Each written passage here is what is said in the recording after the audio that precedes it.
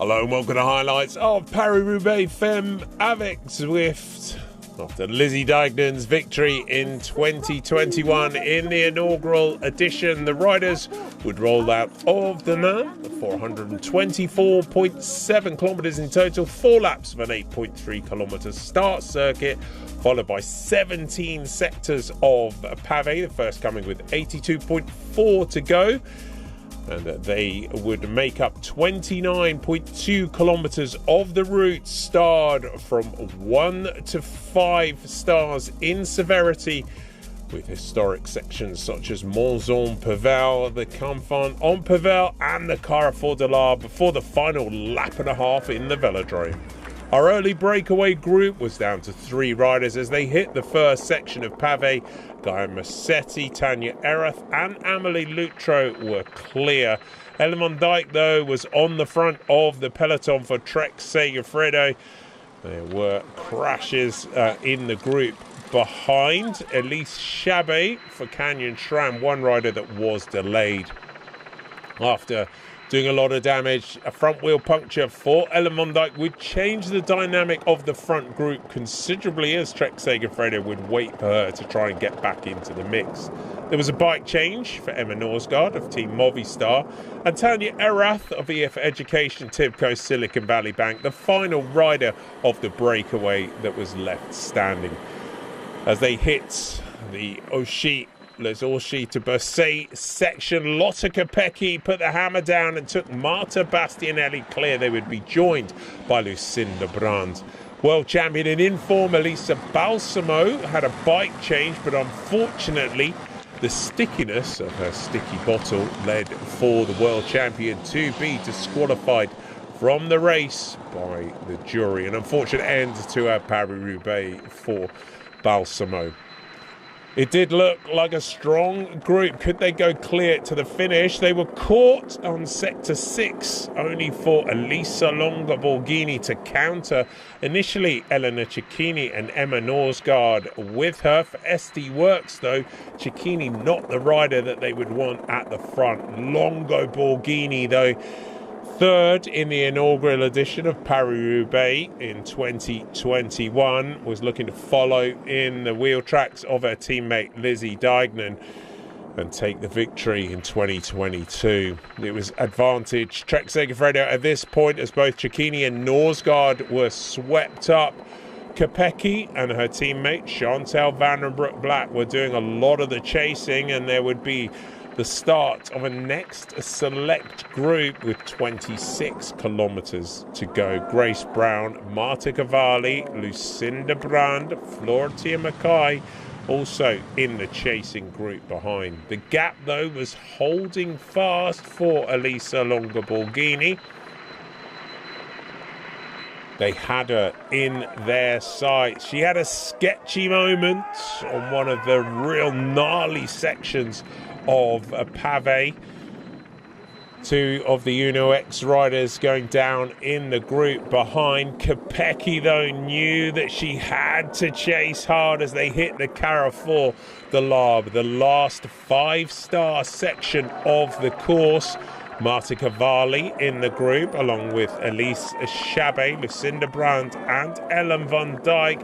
For Kopecky, though, she wanted her teammate Chantal van den Broek-Black to get back on, and this played perfectly into the hands of Elisa Longa Borghini. She had exited the final section of pavé, and with one just smooth section of cobblestones just outside the velodrome, she swung in for her final lap and a half, and it meant that she could enjoy the moment. She had won the Ronde van Vlaanderen, the Strade Bianchi, and her 30th victory of a pro was Paris-Roubaix.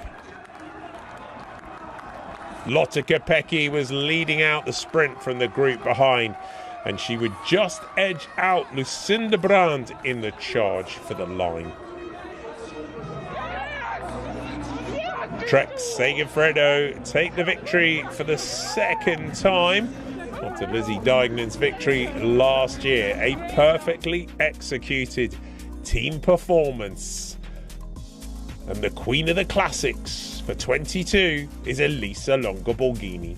There's your top 10. So Longaborghini takes it from Kopecky and Brand, with Chavet, Cavalli, Mackay, Van Dijk, Vandenbroek Black, Georgie and Alonso your top 10. Longaborghini still had enough energy to hold aloft the famous cobblestone trophy. And there's your top 3. So the Italian champion.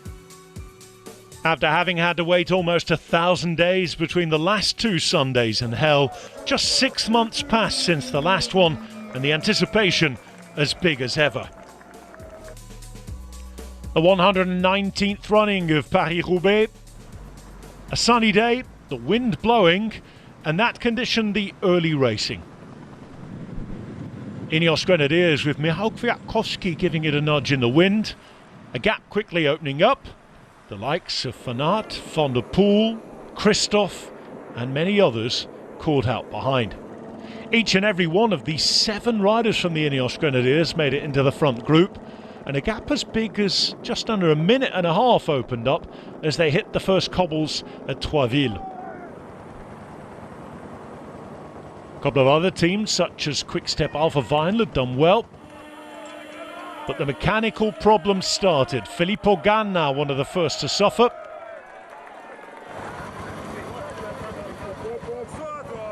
After the mechanical problems came the crashes. There were plenty of those too, I'm afraid. Lots of riders down at different points. Anthony Turgis, the man mainly suffering there. 111 kilometres to go with Matej Mohoric at the front of the race. He had Tom de Vriend amongst 3 others for company. Ballerini had been there, but he was dropped in Arenberg. Then came the peloton, 1 minute 41 seconds behind. 2.3 kilometres of cobbles. Wout van Aert having to take a teammate's bike and struggling to get going. He then got a bike change and was soon back on with the help of Christophe Laporte. He then became a factor at the front of the race. Van Baarle away with him, Lampaert, Van der Poel, Sturve and several other big names. And at this stage, just under a minute behind. Dylan van Baarle would try for the first time with 51 kilometres to go. That would kickstart the move from behind though and thin out the group further.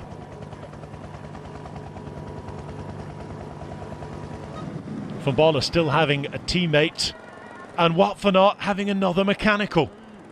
This time just inside the final 40 kilometres. Another effort having to be made.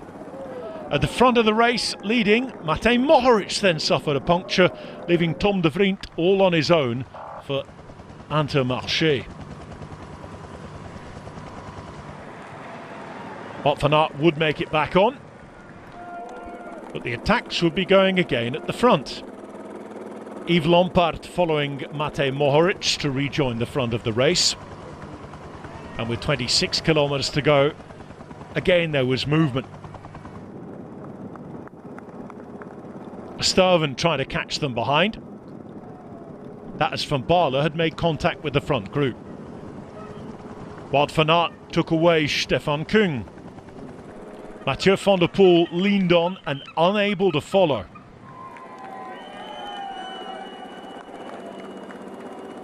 Sturven would be caught. And then he'd have an issue of his own. The umpteenth puncture of a chaotic day on the roads of northeast France. De Vriend lost contact. Dylan van Baarle pushed on. Mohoric and Lampaert were fighting to hold his wheel, but the Dutchman going with 18 kilometres still to go.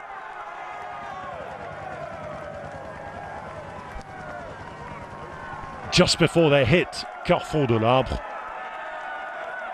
there was an issue for Ben Turner behind. He'd crash, and Adrien Petit just missing being caught up. Inside the final 10 kilometres, and that happened. A really unfortunate incident with a spectator colliding with Yves Lampaert. He'd been on for a podium until that point.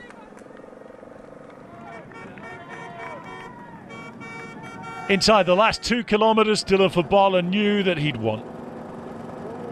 13 years of trying for the Ineos Grenadiers.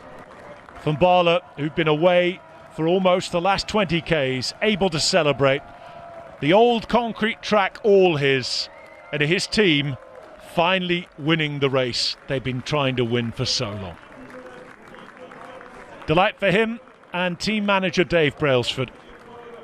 First Dutch winner in 8 years, and Van Baarle catapulted to cycling superstardom. Second in Flanders, a cobblestone to take home as the winner of Roubaix. Stefan Kung launched his attack for second place with half a lap to go behind. Wout van Aert would just get in front of him. Kung finishing second, De Vriend with a ride of his career to end up in fourth place, and Mohoric would round out the top 5.